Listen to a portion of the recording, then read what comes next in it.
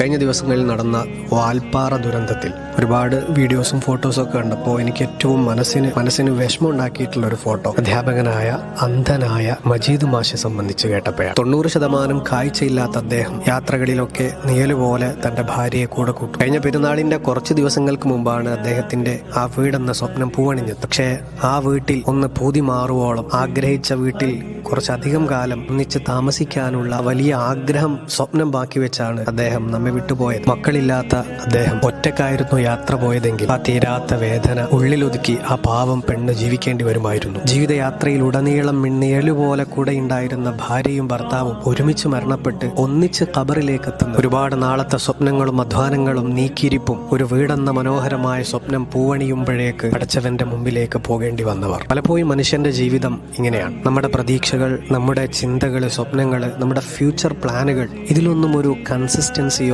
കണ്ടിന്യൂറ്റിയോ ഒരു ഹാപ്പി എൻഡിങ്ങോ ഒന്നും ഒരുപക്ഷെ ഉണ്ടാവണമെന്നില്ല. നമ്മൾ അതിപ്രതീക്ഷയോടുകൂടി തുടങ്ങുന്ന പലതും പാതി വഴിയിൽ അവസാനിച്ചേക്കാം. നമ്മൾ ആത്മാർത്ഥമായി അവർക്ക് സ്വർഗത്തിൽ ഇതിലും മനോഹരമായ ഒരു ഭവനം പടച്ചോൻ കൊടുക്കട്ടെ എന്ന് നമുക്ക് ആത്മാർത്ഥമായി ദുആ ചെയ്യാം. ആ അപകടത്തിൽ മരണപ്പെട്ട മുഴുവൻ പേർക്കും ആത്മശാന്തിയും മഗ്ഫിറത്തും നന്മയും ഉണ്ടാകാൻ നമുക്ക് കൂട്ടമായി പ്രാർത്ഥിക്കാം. ഇതുപോലെയുള്ള മനസ്സ് തളക്കുന്ന, ഹൃദയം നുറുങ്ങുന്ന അപകടങ്ങളെ തൊട്ട് പടച്ചോൻ നമ്മളെല്ലാരെയും കാത്തിരക്ഷിക്കട്ടെ.